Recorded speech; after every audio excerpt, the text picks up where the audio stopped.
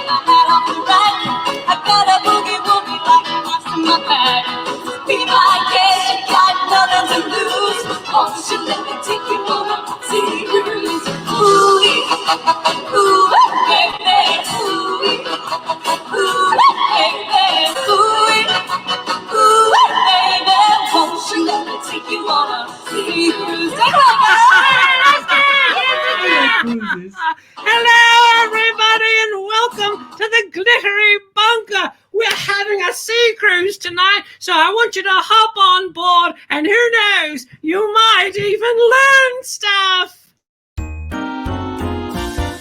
If you're stuck inside and you need some fun, she's the grande dame of getting it done. With Victoria Sautee.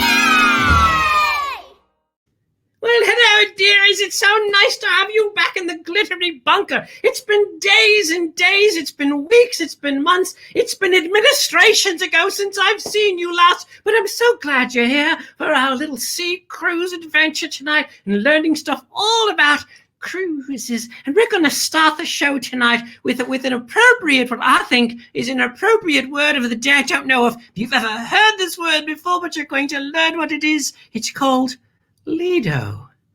That's right, it's called Lido. Now, I don't mean the Lido shuffle. Lido. Whoa. I mean Lido as a fashionable beach resort or swimming area. That's what Lido means, darling. Now, the original Lido was a beach resort situated somewhere near Venice, I believe. That's right. Lido comes from the Italian word Lido, which means shore or bank or beach. It is derived from the Latin word litus. So you can see litus, Lido. There's a whole lot of Lido going on in here tonight, let me tell you. Let me use the word in a sentence for you, darling. Let's enjoy the salt air and sunbathe on the Lido deck. Oh, I sound like I'm on a cruise ship already, don't I? Let's try it again. Here's another use of the word. Liz wore her Balenciaga gown on the Lido deck when she rendezvoused with Dick. Lido. Use it often, darling. Use it every time you go to the beach or every time you want to go to the beach. Lido, a lovely word. Now, you know, I must admit, I'm not very well versed on cruise ships. I'm not. We didn't have cruise ships back in cringeworthy Australia where I grew up. No, but my mother did take us on a few journeys. Most memorable was a trip to Lake Disappointment. That's right. It's an actual place, love. I'm not making that up. It was a dry lake, actually, and that's why it had the name Lake Disappointment. And we had accommodations in a motel called the Step Back Inn. And you know, once you stepped back in, you'd want to step right back out. I also remember a terrible disaster with a cruise ship that happened just off the coast in Australia. We had the red cruise line and the blue cruise line, and the red cruise line collided with the blue cruise line. And do you know what happened to those blue and red passengers? That's right, they got marooned. They did, all of them. It was terrible. Now the cruise ship, let's start proper. All kidding aside, the cruise ship there is a trip that you take that may last 2 or 3 days. It might. a lovely picture of the cruise, and you would take little day trips into various ports, and there'd be dining and carrying on. You might even go on a trip to nowhere. That's right. That's sort of like the kind of cruise that my mom would have taken me on. But did you know that right now in the world there are over 300 different cruise ships operating, and they contributed over $30 billion to the tourism industry right now, with 19 million passengers. Now, mind you, they're not all on the same ship, darling.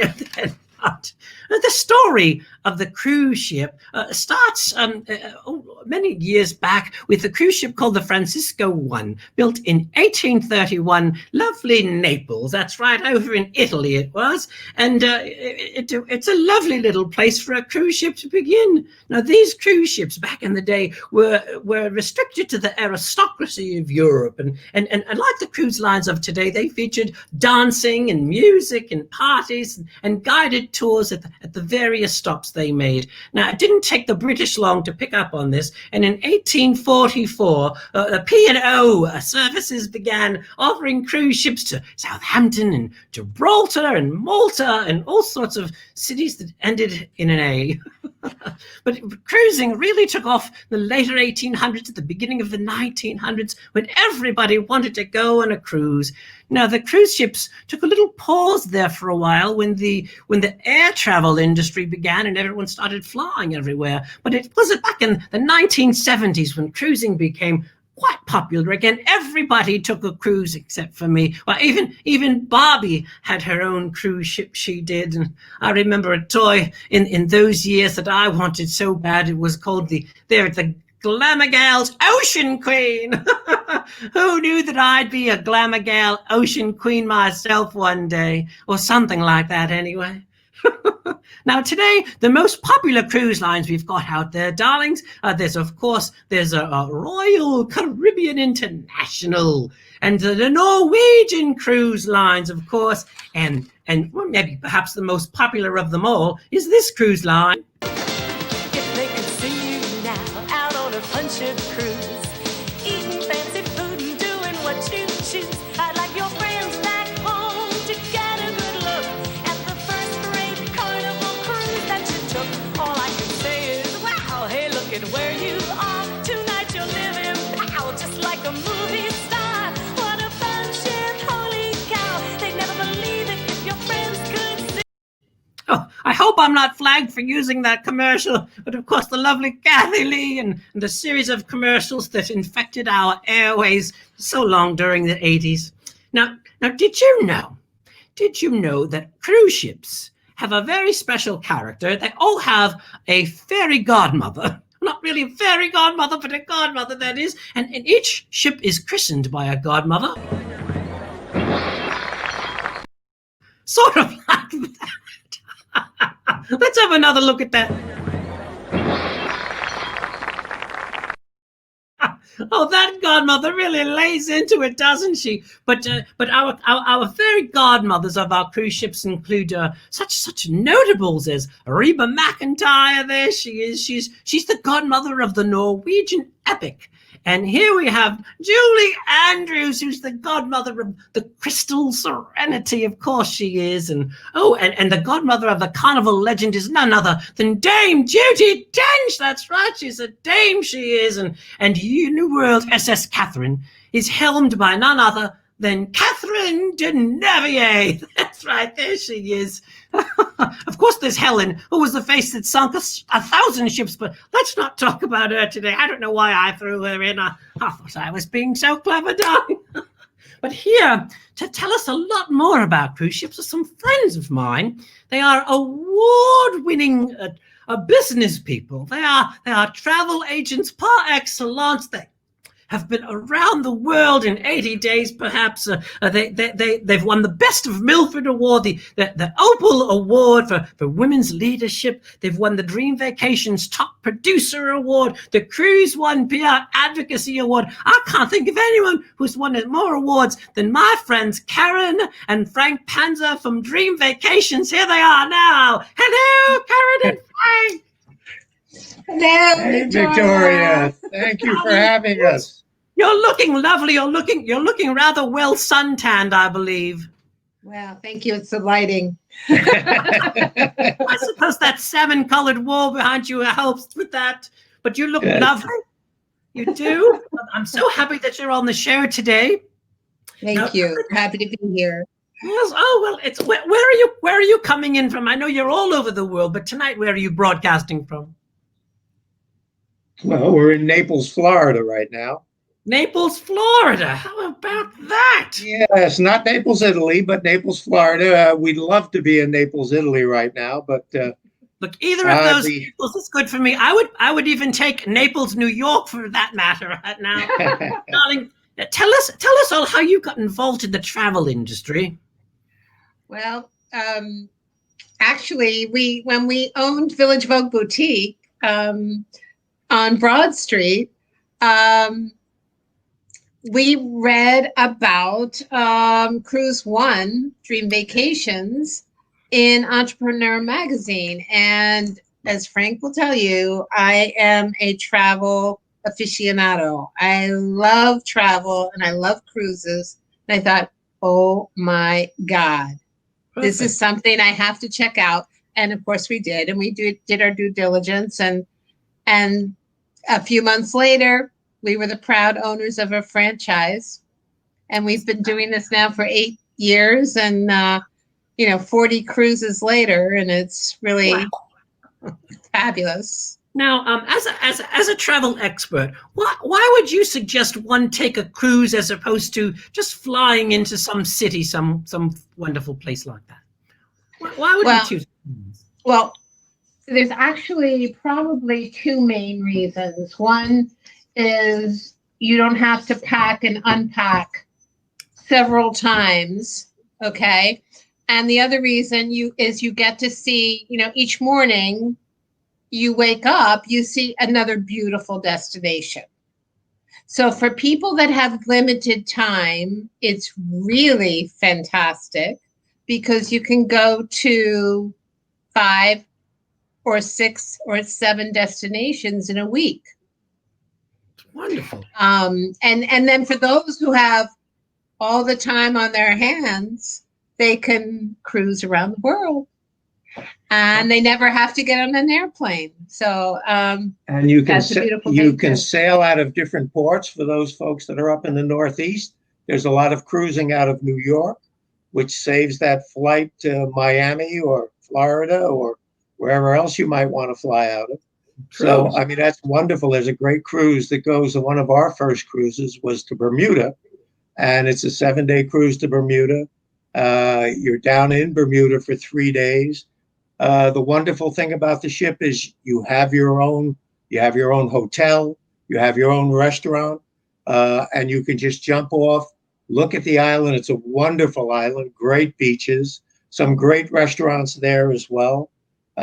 You can go over to Hamilton on the water taxis, which is wonderful. So you can do a lot of things with the cruising. Also, there's quite often all-inclusive. So you can have your food on board, you have your entertainment on board, you pay one price. It's as we say, the best bang for your buck. You get it all. You get it all. How long do most people cruise for? Is it a few days or is it a week? The average time would be a week, I would think. Now, there are several, I'm sorry, I have to move over, I think. You're in. Oh, this one?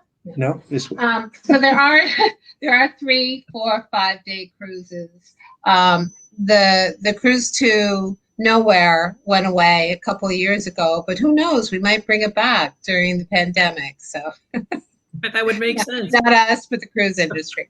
Yeah, but 7 days would be your typical. 7's the typical, and there's a lot of 4 and 5-day cruises for folks that just want to do it quickly. And if you like, you can go around the world. And please call us if you do. So tell me, it's 180 days. 180 days. Is the food really good on a cruise? I always hear people saying how wonderful the food was. It is. And there was a joke actually on April Fool's Day a couple of years ago. The Carnival said that they were going to charge people. They were going to weigh them as they got off at each destination. And for each pound they gained, they were going to charge them. Of course, it was an April Fool's joke, but it is incredible. And there are certain cruise lines that are perfect for foodies and that want healthy choices as well as gourmet choices. And then there are people who want hamburgers and French fries, Guy Fieros, and that's Carnival. And Carnival has gourmet choices as well. So, I mean, it's really a panoply of options. Wonderful. Now, should I ever decide to go on a cruise and I were to take my two little children, they're Dick and Jane, is there stuff for the children to do on a cruise, or would they just be bored looking out at the sea? Oh, no. It depends on the cruise ship. So if you choose Royal Caribbean, Norwegian, or Carnival, the kids will have a blast. Mom and dad will have a great time, and even bring the grandparents along, because those cruise ships are perfect for multi-generational families. Because grandma can play, I hate to be specific age-wise, but grandma and grandpa might want to play bingo. All right. And then the parents might want to go to the wine tasting in the spa. And then the children are enjoying the kids club or the arcade, or if you're on the Norwegian Bliss, race cars. Oh my Real goodness. race cars on the top of the ship. So there's something for everyone. That's amazing. I can't believe race cars. And all the cruises that you've taken, do you have a favorite cruise that's been such a wonderful experience you can't forget? Frank, I'm going to let you go first. Well, I mean, we do a lot of river cruising as well as ocean cruising.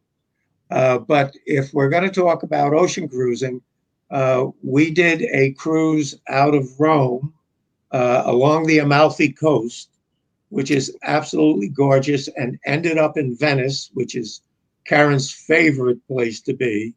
And it was just exciting. It was fun.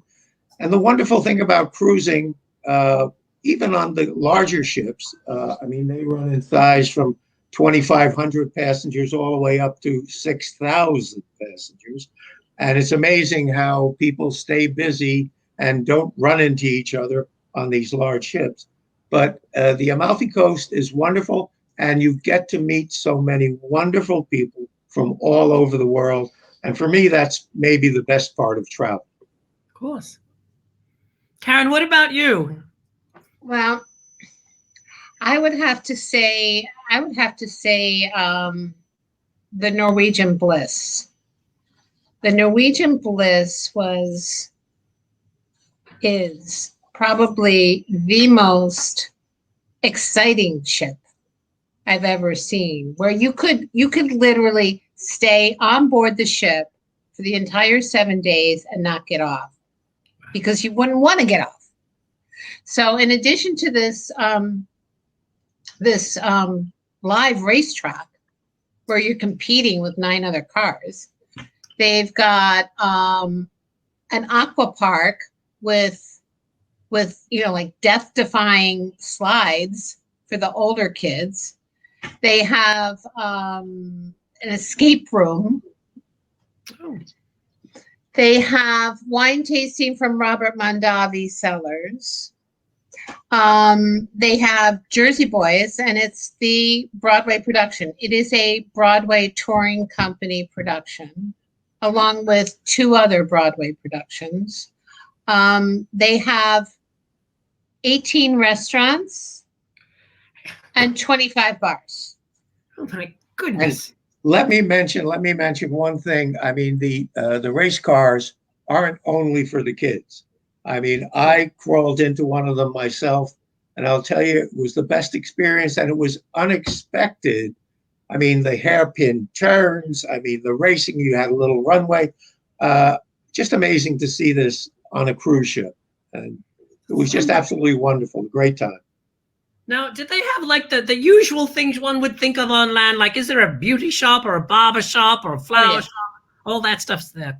Unbelievable. All that stuff there. Absolutely. And then the spas are getting more and more deluxe. Each cruise ship that gets built, with salt rooms and snow rooms in case you don't have enough snow in Connecticut. But, that type of thing. And then speaking of new cruise ships, there's going to be an 27 new cruise ships built in the next 5 years. Wow. So, I mean, yeah, the market just keeps getting bigger. They say that probably only a fifth of the people in the United States have cruised. And yeah, you can imagine the people on the coasts, both coasts do a lot of cruising because they have the option there and it's closer. But the market just gets bigger and bigger every year. They have more ships that are out there. But let me just say one thing. I don't want to skip over this because this is one of our favorites. We do a lot of river cruising, as I said, and we've done probably about 10 at this point in time. Our favorite cruise line, they're all wonderful, whether it be Uniworld, whether it be Viking, whether it be Avalon, but we like AMA Waterways. And the nice thing about river cruising is for those folks that are a little nervous about being out on the ocean, when you go on a river cruise, you look outside, you see the shore on either side, you go up, you stop in these wonderful little towns, and it's very intimate. There's maybe a maximum of 150 people on board the ship. So before you get to the end, you know everybody, you make friends of a lifetime. And so it's wonderful. It's also sort of like a floating boutique hotel, and that at each place that you arrive, you can get out, and walk around in the little town there. So you may choose from 2, 3, or 4 excursions, including bike tours or hikes, and it's just culturally and historically, it's wonderful. And they say that ocean ships bring you to countries, but river cruise ships bring you through the country. Because I want one of those. I do want one. You're speaking to me with all the language there. I want that. I want that. And you were so good a few years back to give me a little brochure of the river cruise. And one of these days, I'm going to hop on. I promise you I will. But I have a very important question, Karen. Or who knows, Frank, you might have the answer to this too. But I watch a lot of Love Boat. I do. And how many evening gowns should I pack when going on the cruise? Because if you're going on they're changing constantly. Yes. Well, that is traditionally the aura of the cruise ship, for sure. And there are still cruise ships that do have formal nights. And on a week cruise, you could plan for maybe 2 nights a week. That being said, there's many people that do not dress up. And they will tell you, this is where you can go if you don't want to dress up, and so forth and so on. Whereas a river cruise ship never has formal nights. So it depends on what you're doing. Yeah, like the rest of our culture, the dressing up has sort of gone the way of the dinosaur. But if you go on a cruise line, we did a ocean crossing on the Queen Mary 2 out of Brooklyn to Southampton, and it is a British owned, so it's very British. Everybody dresses. You can't go into the lounges without having a jacket on for the gentlemen. So there are ship and cruise lines that have that option, and yes, it's wonderful to see the men dressed up in their tuxes, and it's very enjoyable. So now, a lot of options. Now, if one wanted to take a cruise, how long in advance must one plan? You can't just call you up and say, I want to go Thursday. You need some advance, I'm assuming. It used to be that people thought that the closer to the cruise, they would start dropping prices, right? And now the inverse is true. And that was before COVID, okay? So the furthest out you could plan would be the best option, because agencies like ours have the ability to get a price drop alert, so that if for any reason that particular sailing has low occupancy and they drop the price, you can still get the price drop. Mm-hmm. But now with the pandemic, it's more important than ever to plan. Like, you may not be able to cruise right now. You might not even be wanting to travel right now, but you should, if you want to cruise or want to travel, you should be planning right now. Because the situation is that in 2020, no one was able to really take their vacations. And now there's this tsunami of rebooked vacations moving into 2021 and now 2022. And there will be less occupancy because they will be doing social distancing. Well, I know there's a lot of people out there who are getting these rare diseases now because they haven't been able to move around, like the notrophobia is one. Yes. Of them. I've also heard that people are getting a travatude, which is when you're grumpy because you haven't been able to travel. That's right. Goodness.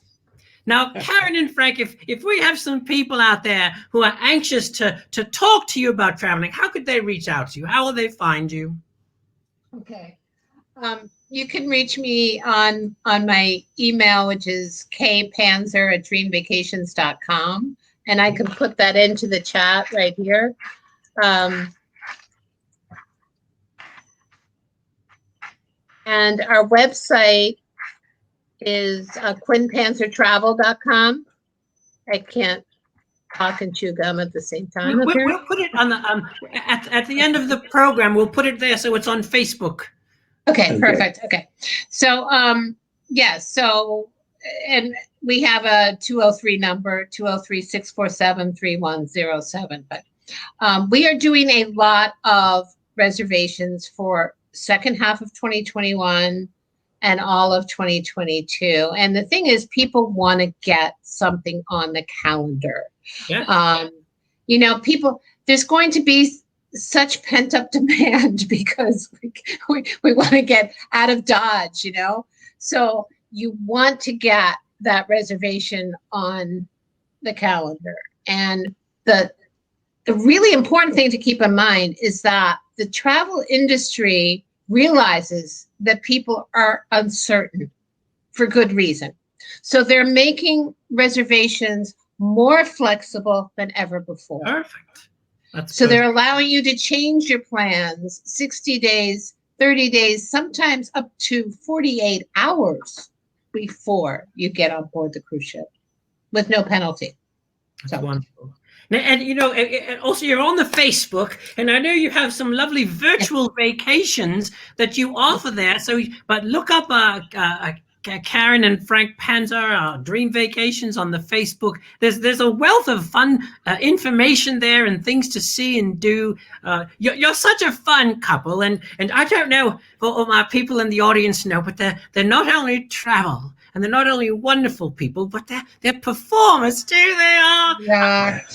You are. I have expected you to come in costume today. Well, I was tempted up in Connecticut. We could have. I'm in my Hawaiian shirt here. I'm ready. I'm ready to go. Thank you so much for stopping by. I've got my anchor. Oh, look, there you are. You've dropped your anchor. It happens as we get older. That's it. Well, thank you once again for coming on. Lovely to see you. We look forward to seeing you soon, and we hope that you have a wonderful bon voyage in all of your travels. Thank you, so Victoria. Much, Victoria, for having me. Good night.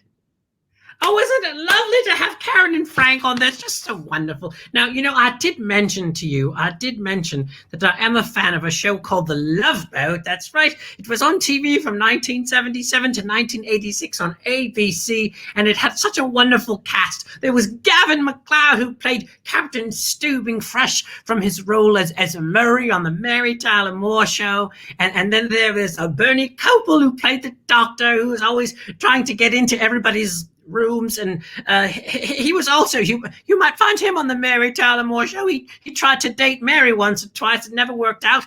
Poor dear, he should have tried Rhoda's mom. There's Gopher. Yes, you know Fred Grandy, who was, I suppose he was meant to be the funny one, and he had his moments, he did.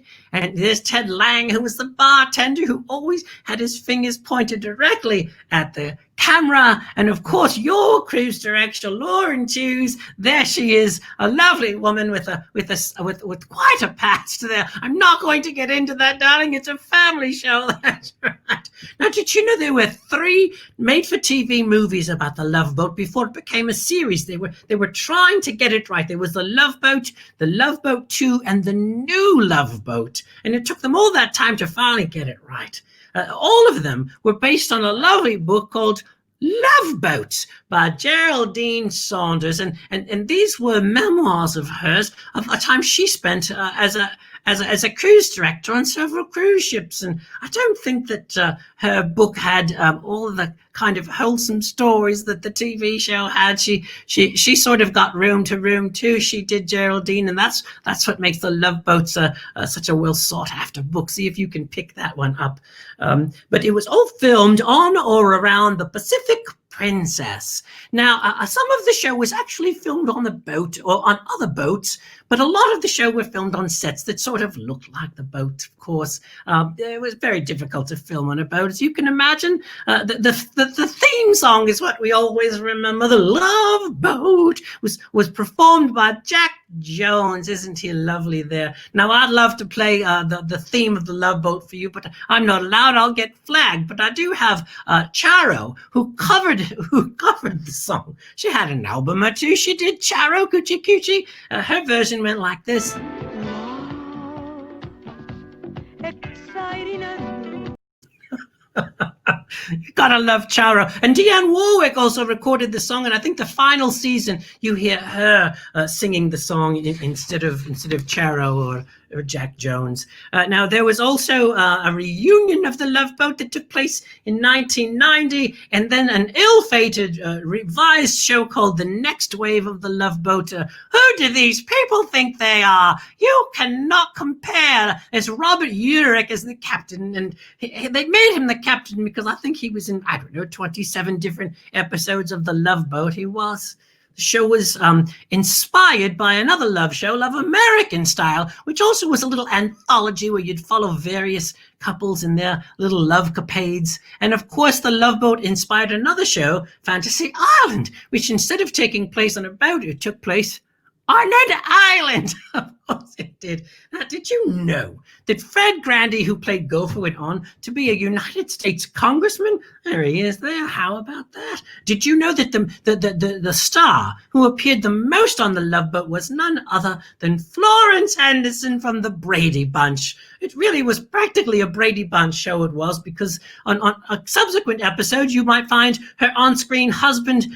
There he is, Robert Reed. That's right. You may find some of the Brady children on the boat. There's Maureen McCormick, who's on and off the Love Boat, just as often as her TV mum was, and the Eve Plum was there on the Love Boat, and Ann B. Davis, Alice the maid, was there, and there's Chris Knight, Peter.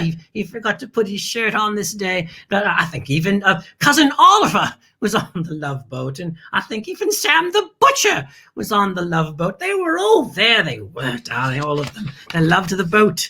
Now, the Love Boat had all sorts of stars from all kinds of places. There are highly respected and regarded stars, like here she is, Helen Hayes. There were sports and athletes like Reggie Jackson. You might find fashion icons like Gloria Vanderbilt, an entire episode all about the fashion industry. The big musical stars like Ginger Rogers, or pop culture stars like Andy Warhol. He was not only on the show, he petitioned to be on the show because he liked it so much. Can you believe it? There were stars on their way up the ladder, like Tom Hanks before he had the Hanks, and Kathy Bates when she was only Bate. They were there. There were mothers and their daughters like Janet Leigh and Jamie Lee Curtis and people you'd expect to find on a soggy old boat like Shelley Winters from the Poseidon Adventure. Now, you just never knew who was going to turn up. Now, I'm not sure. This is not cast in stone, but I have a feeling that you might have found a pop culture star divine on the Love Boat, or Dr. Frankenfurter may have been there. The Kool-Aid Man was in an episode or two. Mike Myers was there. Richard Nixon was on the Love Boat. Colonel Sanders was there. Toonsis, the cat who liked to drive cars. Squeaky Frown was there. Oh, well, of course, my Dick was on the Love Boat, of course, because so was my Jane. I actually think if you look hard enough, you can find me on an episode of the Love Boat. It's all true, darling. It's all true. And when I think of going on the Love Boat and all the antics that those people have, I picture them all around the Lido deck, at the bar with Ted Lang pointing at them and serving them drinks. And here to serve us some drinks that one might find on a Love Boat cruise ship is our very own Mr. Dazzle. Mr. Dazzle, come on into the stream. Hello, Mr. Dazzle. Hey, everybody, how are we? We're wonderful. So I see today you're a mixologist. I am indeed, and I'm actually a professional mixologist. So this is not new territory for me. I'm very excited. Well, tell us what you have in mind as far as drinks one might find on a cruise go. Well, I was thinking about, because of course I've watched The Love Boat as well. There's a lot of drinks that they have that are all very tropical themed. And they also have a lot of brunch drinking. And so I thought what would be fun is if I created mocktail versions of these. So versions of them without any liquor so that anybody could enjoy them. The first, I'm going to start with brunch and work through the day. But I have three great cocktails today. First one is my take on a Bellini. So normally a Bellini is a sparkling white wine that's served with peach nectar in it. And it's very crisp and refreshing. It's sort of dry, so it goes well with heavy brunch food. When we talk about cocktails, the word dry doesn't mean that it's not liquid. It's the opposite of sweet. So if I say it's dry, it means it's not a very sweet cocktail. But this one's a very easy one to do. What I do is I try to mimic the flavor of the sparkling wine using white cranberry. So first, I'm going to take my peach nectar, which you can get in the Spanish or Latin aisle next to all of the international fruit juices. It's very cheap and it's very delicious. And we're just going to put a little bit of that in the bottom of our glass. And then I'm going to do equal parts of this white cranberry juice. A white cranberry juice, because white cranberries tend to be very tart, the juice has a lot of extra sugar in it. So I'm only doing half this and half of my soda to mimic our sparkling wine. So half of that, and then half of just any plain seltzer that you have to give it some fizz. We like fizz on a boat. There we are. And what I did today, I was actually zesting some limes. So I thought it might be fun to add a little citrus to this and plop my little lime right in there. So if here, you want to try it? I can pass on. Yeah. Oh, thank you, Mr. Dazzle. Ah, that looks delicious. I'm gonna de-lime it. Thank you. The lime is just for effect. It's delicious. It really is. Yes, and it's not too sweet, which is great. You can drink it early in the morning, and you don't feel like that cloying sweetness. It's perfect. My next take. So we're going to move to lunchtime. My next take is on a Blue Hawaiian. Now, a Blue Hawaiian is, in terms of an alcoholic cocktail, has a lot of different things in it. There's a couple little techniques that sort of make it fussy. But for our sake, the only things that we really need to do is make a fruit punch and then turn it blue. So a fruit punch, a standard fruit punch is only 2 ingredients. It's orange juice and pineapple juice. So what I have, I'm going to use a shaker here because I think it's fun to shake things. So it's not necessary, but it adds a little extra fun step. You can feel like a fake bartender if you like. And I'll just add a couple of cube size to that. And then I'm going to do even parts of orange juice. And I got these lovely little cans of pineapple juice here. So I'm just going to do most of one of those because that'll make it sweet. Now, in order to make something blue, yum, blue foods don't really exist naturally. So we have to find something blue that will cut through all of this orange. Now, some people like to use fruit drinks. Like this is a sugar-free Powerade that's blue. It's berry flavored. I know, it's like what's in front of me. So that sometimes works. I found that with this much juice, it gets it to sort of a green place, which is fine. We can do a green Hawaiian. But for today, I have some neon blue food coloring. You don't need to use a lot of this. Half of a drop if you can get it out. I'm probably going to end up doing a whole drop, but you'll see once we shake it, the color that this turns. One, that's all we got. So we'll pop the top on this guy. Oh, if I can get it on. And we shake. Woo! And right away, we have something that looks like seawater. I'm actually going to use the ice as well, so I'm going to take the top right off. Just gives it a nice foam to it. Ooh, look at that. And then, because I have to garnish it, I'm going to take this wonderful little palm tree I found with a monkey. You can show the camera when I give it to you. Oh. And I'm just going to spear a nice little tropical cherry friend right on there. So there's your blue Hawaiian. I'll hand that right over to you. Oh, look, can you see the little monkey? Oh, he's adorable. I can't wait to have this. So I figured I would help out. Oh, Mr. Dazzle, this is lovely. Yes, it's a standard fruit punch. If you wanted to make it look like grocery store fruit punch, instead of adding the blue, all you have to do is add a little bit of juice from a jar of maraschino cherries. That's it.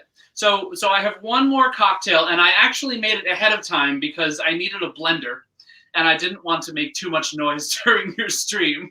Not that I think you'd mind at this point with all your drinks, but I made a pina colada. This is a virgin pina colada, so that just means that it has no alcohol in it. And again, a pina colada is a very simple thing to make. You just have to get the ingredients. All it is equal parts of pineapple juice, like I had in my little can, and then you want to go to your grocery store and get coconut cream. Now, in the aisle with all of the bar mixes, they're going to have things like Coco Lopez. I think Goya has a coconut cream that comes in a can. And coconut cream is basically the part of the coconut that's like all sugar. It's like a syrup, essentially. It's light brown, and it tastes very sweet, but very coconutty and earthy. You can find an even cheaper version of it if you go to the international aisle. Especially, they use a lot of coconut milk and coconut cream in Thai cooking, Southeast Asian cooking, Indian cooking, Latin cooking as well. You can always find a cheaper can of it. So don't get the $4, $5 Coco Lopez. Get the you know me, Mr. Dazzle. I'm always looking for a bargain. Well, it won't taste any different. You might as well save $3 on your fake pina colada. But what you do is you put those into a blender with a handful of ice cubes, and you just blend it until it gets smooth. Some people like to add a little bit of extra cream or milk, or even your favorite non-dairy milk substitute. I actually use a little bit of oat milk because I think it just adds a little thickness to it without giving it any sugar or added flavor. And then when you're done with that, you remove it from your blender and you pour it right into this festive glass. There we are. Ooh, it's all foamy too. And then what I did is I just took a little strawberry, because you have to have a garnish, otherwise it's not a cruise, and just plop that on the side there. And there is your pina colada. I'll give that to you. Oh, there we have it. Looks lovely. It smells like Hawaii. Should smell very coconutty. I love it. I have all the drinks now. Yes. The fun part about mixology without using spirits is that fruit juices tend to all play very well with each other. So you can go to any store and get a whole selection of juices. I mean, I've used peach, white cranberry, orange, pineapple, coconut today. But you can go to that that juice aisle, you can get pear, mango, apple, grape, anything you want, and make your own mocktails. They're a lot of fun. And play around with food coloring. That makes it cool too. Well, I feel like I'm on a cruise ship, even though I'm not. Thank you so much, Mr. Dazzle. Lovely to see you. Have a good night. Happy drinking, everyone. Well, we'll be back with a little more of the show right after this.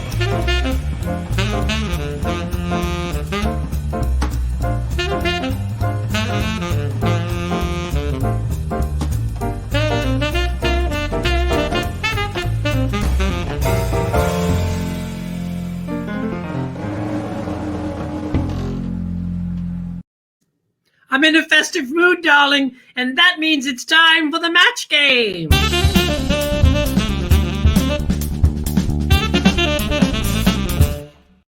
I think they actually play this on the Lido deck. We're going to play our own version of the match game. I'm going to hold up a little sentence. There's going to be a blank in there, and it's up to you to fill in the blank, and you could win fabulous prizes. I have a host of prizes. I have my big Victoria Sautee button. I've got my little full color Victoria Sautee button. There's magnets there. Oh, I've got it all, darling, and I want to give it to you, frankly, I do. So I want you to try to think of what I'm going to say. It might not be what everybody says, but think about what Victoria might say, and maybe you'll match and maybe you'll win. All right, let's get this started with our shipboard version of the match game. Here is our first question.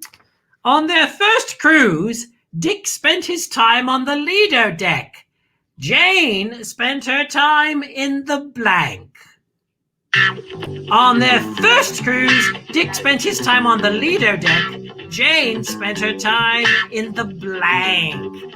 All right, I better write down my answer.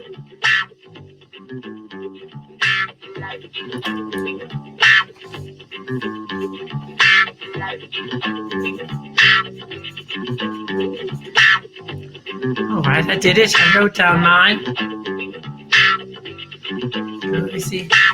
To find where you are, love. Here we go. Jane spent her time in the brig, in jail, poop, in the bar. That's right, Violetta. She spent her time in the brig, in the poo. Maybe on the poop deck, or on the race cars, of course. In the hole, in the spa. That's lovely thought, Christy. It is in the swimming pool, in the cruise dungeon. What kind of cruise are you on, Emma? The pool, the restaurant. Well, we've got a lot of answers here, but I'm going to show you mine. I don't know that I really have a match. Oh, I do. I have a match. I wrote the bathroom. Sherry, you're a match. I have a fabulous prize for you. I do. Email me, darling, and I'll have that off to you right away. Isn't that lovely? Did we have any other bathrooms there? We had some poops and pools, and some people like to go to the bathroom in a pool, but that's not where I was going with this. Fear not if you didn't win that round, darling. But so explanation here. Sorry for poop. She meant pool. Of course you did, Emma. Yeah, you have the urge, don't you, darling? Congratulations, Sherry. All right, let's go on with our next clue, our next sentence. Here it is. While in Puerto Vallarta, Jane wanted to get Dick a straw hat, but instead she got blank. While in Puerto Vallarta, Jane wanted to get Dick a straw hat. Of course she did, but instead she got blank.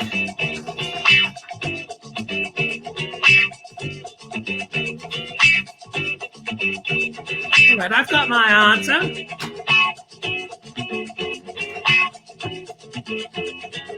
It's not the jazzy version, but it's jazzy enough for me. I've had a few cocktails now. Instead, she got arrested. Instead, she got a piñata, which they always get on the Love Boat, don't they, darling? She got Montezuma's revenge. She got sunburned. Oh, poor dear. She got drunk. She got a cocktail. got a hangover. Yes, Michael, of course she did. She got sunburn again. Sunburn seems to be a popular answer. She got a pipe. She got some sand. Ooh. She got a mocktail. She got... Well, oh, there goes the music. I do have a match, darling. I do. Let me see if I can find my match. You're in here somewhere. There it is. She got arrested. Emma, we're a match again. I didn't think you were making it today, love, but you came just in time to get a match with me, didn't you? Well, that's lovely. All right. We have a late answer. Crabs, which is what sometimes you get when you go to Baltimore. All right, I have one more, because the show's almost 2 hours long tonight. All right, one more for the road. Here we go. It's an easy, fast one. Cruise blank. Cruise blank. Here we go. Bring on the noise. Bring in the jazz. Cruise blank.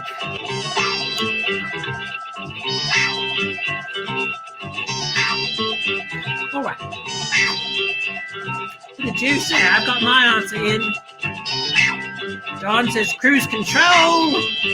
Cruise ship. Cruise control. Cruise activities. Woo. Cruise ship. Cruise ship. Cruise drink. This one is so delicious. Cruise control.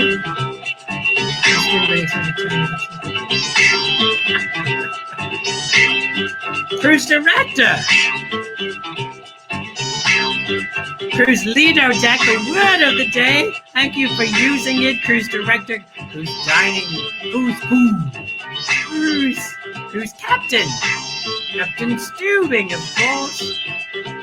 It's interesting because as the captain of the ship, he was Gavin McLeod was Merrill, and on the Mary Tyler Moore show, he was Murray. He always starts with the Mir. Anyway, I do have.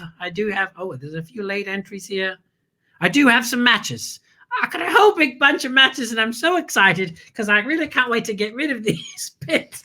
I wrote cruise control. Cruise control. Everybody who wrote cruise control gets a little pin tonight. It's so lovely. I had so much fun tonight. I had so much fun. I want to thank Dick and Jane for joining us for the opening number. Maybe we'll see them again in another performance on another show. I want to thank Mr. Dazzle for coming. I want to thank the Panzers for being here and telling us all about the travel industry and how I can't get Shelley's name off of my boat there. There we go. And I want you all to get ready for my next show. It's going to be a wonderful show. It's going to be on Valentine's Day. That's right, Sunday, February 14th at 11 a.m. I will be right here in the Glittery Bunker with a very special show all about love and all about Valentine's Day. And you must join me. I hope you do. I want to remind you all that throughout the month, wash your hands, keep them clean, use your little hand sanitizer, make sure that you rub it all the way till it dissipates. I want you to keep your social distance. I want you to put your masks on. I want you to be here when we get to the 14th of February. And I mean that in a kind and caring way, I do. And most of all, I want you all to be good to each other. That's right, be good to each other. I'm so happy to see you. Have a good night. If you're stuck inside and you need some fun, she's the grande dame of getting it done. With Victoria Sautee. It's delicious. It has a cherry. It has a monkey. It has a palm tree. What more could you want, dearies?